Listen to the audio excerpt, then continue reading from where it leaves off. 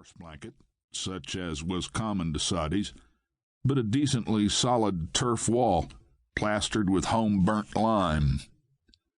Once the heavy door had closed, Rachel was alone with the sound of the wind.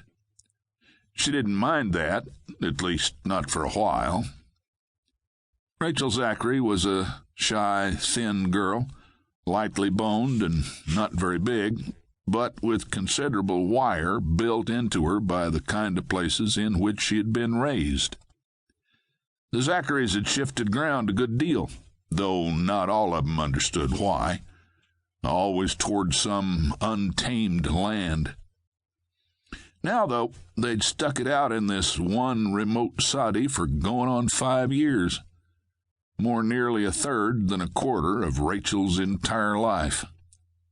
While she could not help knowing that this was a desolate and sometimes menacing place in which to live, she seldom thought about it anymore. This year had begun with high hopes. Just lately, in January, Texas had got hold of its own government at last, for the first time since the war. Now the Rangers would come back, and the border battalions and settlers would get some help in their everlasting defense against the Wilds tribes. At the same time, the beef market at Wichita was winding up to boom again, after a series of collapses that had left the Zacharys about as cattle-poor as they could stand. They were going to be rich, like as not, soon, this year, this very summer. Only first they must get through this deadly, dragging time of waiting while winter held on, as if spring were never coming back to the world again. Ben, Rachel's oldest brother, had ridden down the Trinity a month ago to look for trail hands. He should get back any day now with a corrida of at least 20 men, 30 if he could find them, and immediately all this dull marking of time would be over. There would be a great swarming of men and horses, and hard pressing action every day as their first huge herd of the year was made up for the drive to Wichita. Ben was 24, old enough to seem at the full power of maturity from the standpoint of 17. He had been head of the family since he was 20, when they had lost their father in the roily waters of a cattle crossing far to the north. He was their rock of strength, upon whom they leaned in every situation of doubt. Perhaps they all felt at loose ends when Ben was gone. Certainly he could take care of himself anywhere on the frontier if anybody could, even in a wolf howl of a town of 300 or 400 people like Fort Worth.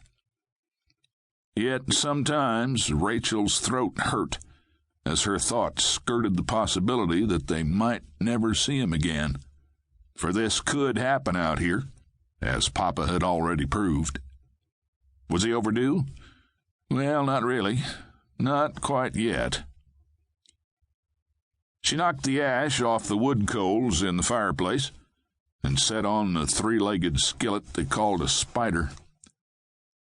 Then she looked at the clock on the mantelbeam.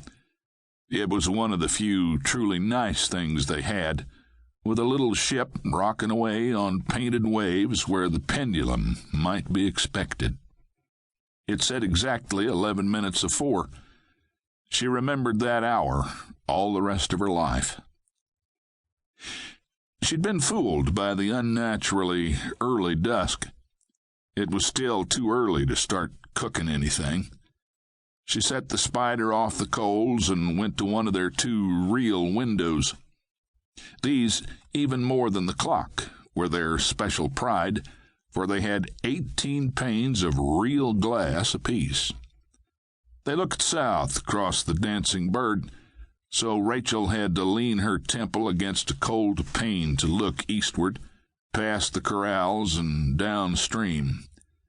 She was hoping, for about the 1,000th time, to sight a distant disturbance that would be Ben at the head of his grand corrida. Maybe he's remembered to fetch me some pretty anything he could get, to make just one nice dress. She knew perfectly well he had remembered.